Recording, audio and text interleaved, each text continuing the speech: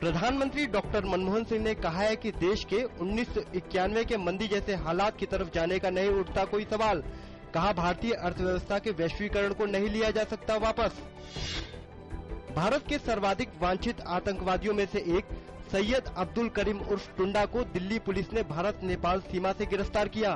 टुंडा की गिरफ्तारी उस समय हुई जब एक खाड़ी देश ने उसे अपने यहाँ से वापस भेज दिया। सर्वोच्च अदालत सांसदों और विधायकों को दोषी करार दिए जाने की तारीख से ही अयोग्य ठहराने और गिरफ्तार किए गए व्यक्ति के चुनाव लड़ने पर रोक लगाए जाने संबंधी पुनर्विचार याचिका पर सुनवाई के लिए तैयार हो गई है। अदालत से इस फैसले पर फिर से विचार करने की मांग की गई है। भारतीय नौसेना के गोताखोरों ने मुंबई डॉकयार्ड में विस्फोट के कारण हादसे का शिकार हुई पनडुब्बी आईएनएस सिंधु रक्षक के भीतर से 5 शव निकाले। शवों को पहचान के लिए नौसेना के अस्पताल भेजा गया है। वित्त मंत्रालय ने कौशल को बढ़ावा देने के लिए 1000 करोड़ रुपए की एक नई योजना की शुरुआत की है। इस योजना से 10 लाख युवाओं को फायदा होने की उम्मीद है। योजना राष्ट्रीय कौशल विकास परिषद की देखरेख में चलाई जाएगी। पाकिस्तान ने जम्मू कश्मीर में पुंछ जिले के मेंढर और हमीरपुर इलाकों में कल रात नियंत्रण रेखा पर भारतीय चौकियों पर गोलियां चलाई, जिसके बाद भारत ने भी जवाबी कार्रवाई की। फिलहाल इस घटना में किसी के हताहत होने की खबर नहीं है।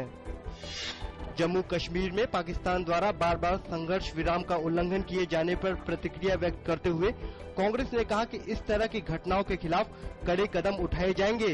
कांग्रेस प्रवक्ता मीम अफजल ने कहा कि सीमा पर भारतीय फौजें पूरी तरह से सतर्क हैं और पूरी चौकसी बरत रही हैं।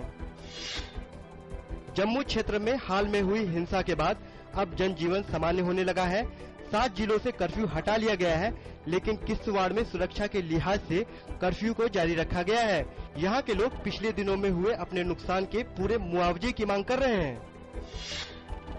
कश्मीर में झेलम नदी का पानी तेजी से बढ़ रहा है, जिससे कई इलाकों में बाढ़ के पानी से लोगों को खासी परेशानियों से जूझना पड़ रहा है। राहत सेवा के अलावा स्थानीय लोगों पर बीमारियों का खतरा भी मंडरा रहा है। मिस्र में कल सुरक्षा बलों और अपदस्थ राष्ट्रपति मोहम्मद मुर्सी के समर्थकों के बीच ताजा संघर्ष में लगभग 80 लोगों की हुई मौत। जुमे की नमाज के बाद मुर्सी के समर्थक सैन्य समर्थित सरकार की कार्रवाई में 600 से अधिक लोगों के मारे जाने के विरोध में सड़कों पर उतरे थे। फिलीपींस में एक यात्री जहाज के मालवाहक जहाज से टकरा जाने से उसमें सवार लगभग 2 दर्जन लोगों की हुई मौत, जबकि 200 से अधिक लोग लापता हैं।